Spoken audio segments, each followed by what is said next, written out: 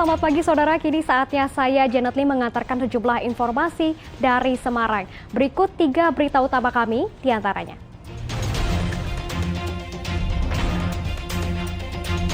PT Geodipa Energi bersama Kementerian ESDM masih menyelidiki penyebab kebocoran pipa gas Dieng yang menewaskan 1 pekerja dan melukai 8 pekerja lainnya.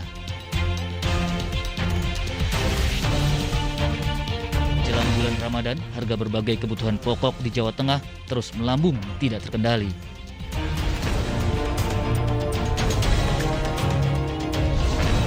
Lomba lari unik, peserta menyusuri rel kereta peninggalan Belanda sepanjang 16 km dari Ambarawa, Semarang hingga Losari, Magelang.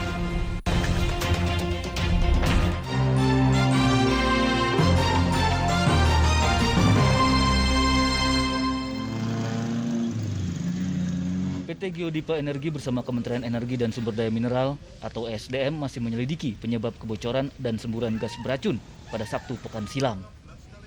Penyelidikan dilakukan dengan memeriksa area sumur dan pipa gas tempat kebocoran. Masih ada tindak lanjut, walaupun masyarakat sekarang sudah aman, tapi kami tetap harus melakukan kajian sampai tuntas. Kenapa ini? Dan sebagainya. Kenapa? Karena apa? Karena kami tidak mau lagi terjadi seperti ini. Pipa sumur pembangkit listrik panas bumi di dataran tinggi Dieng bocor dan menyemburkan gas beracun pada Sabtu pekan silam. Naas saat kebocoran, 9 pekerja sedang membersihkan pipa sumur. Semburan gas beracun mengenai para pekerja. Mereka rata-rata mengalami gejala kejang-kejang akibat menghirup gas beracun. 8 pekerja dilaporkan menderita luka-luka terkena semburan panas gas beracun dan kini masih dirawat di rumah sakit. 1 pekerja bernama Lili asal Magelang meninggal akibat menghirup gas beracun. Untuk saat ini penanganannya seperti apa Pak dari BPBD? Lokasi sudah terkendali dan sudah tidak terindikasi racun lagi, tetapi oleh petugas kepolisian setempat sudah disterilkan. Korban meninggal telah dimakamkan di Kabupaten Magelang pada hari Minggu. Mardianto melaporkan dari Kabupaten Banjarnegara.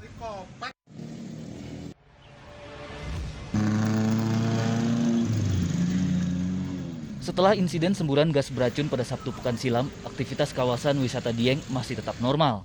Ratusan pengunjung terpantau memadati kawasan wisata Dieng pada hari Minggu. Para wisatawan tampak tidak khawatir dengan insiden kebocoran pipa gas yang telah menewaskan 1 pekerja dan melukai 8 pekerja lainnya. Para wisatawan tampak menikmati suasana di sekitar Candi Arjuna. Untuk pariwisata di Dieng, kejadian kemarin sama sekali tidak berpengaruh terhadap kunjungan wisata yang ada di lokasi objek Dieng ini. Selain kunjungan wisatawan yang tidak terpengaruh, aktivitas warga sekitar Dieng juga berjalan normal. Para petani di sekitar Dieng tetap bekerja seperti biasanya. Dekat lokasi itu memang? Ya. Yang pipa bocor itu Pak? Ya. Tetap bertani seperti biasa ini Pak? Seperti biasa, karena tidak apa-apa ya. Ada di sini Pak? Karena ledakannya kan cuma mengeluarkan gas. Nggak nyampe jauh gitu. Sementara itu, lokasi kebocoran pipa gas masih terpasang garis polisi dan warga dilarang mendekati lokasi karena masih proses penyelidikan. Mardianto melaporkan dari Kabupaten Banjarnegara.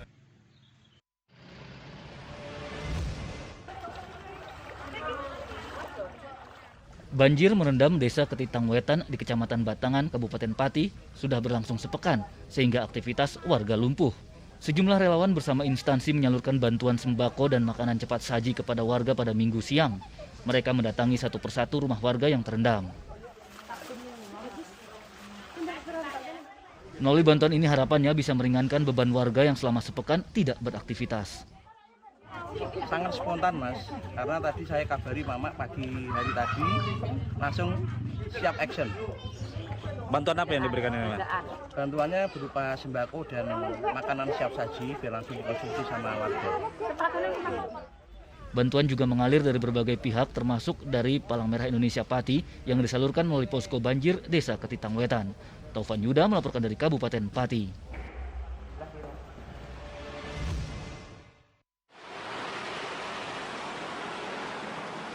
Harga kebutuhan pokok di sejumlah daerah di Jawa Tengah terus melonjak jelang bulan Ramadan.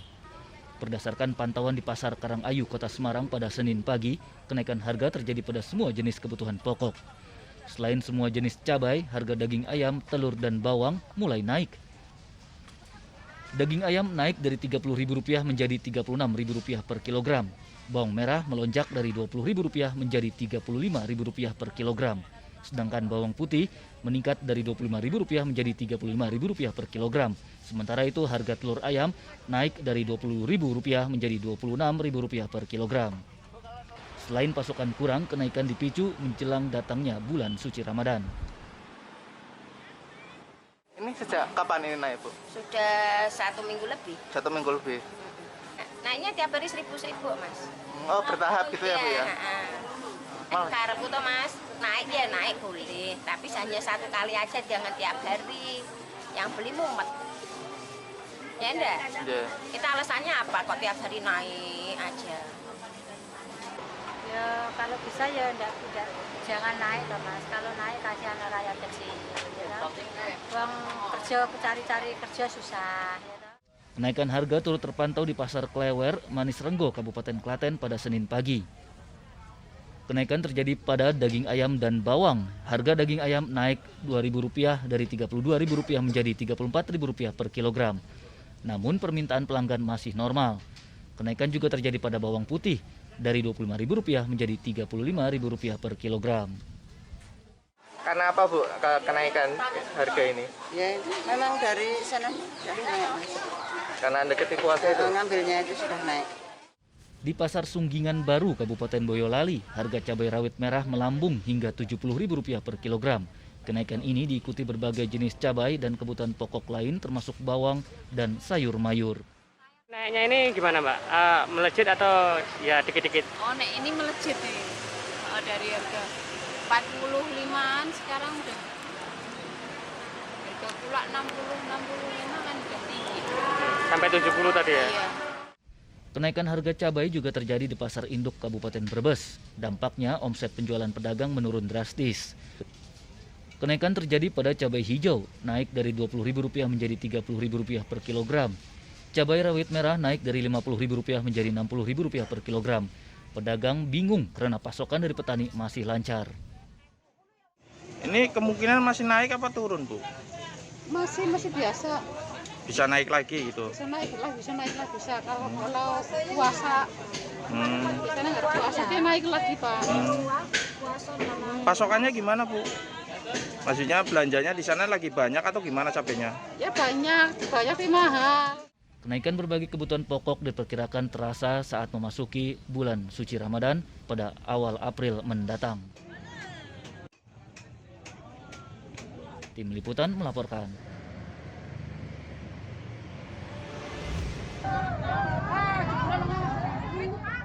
Harga minyak goreng di pasar tradisional Jawa Tengah masih mahal dan langka sehingga operasi pasar diserbu warga.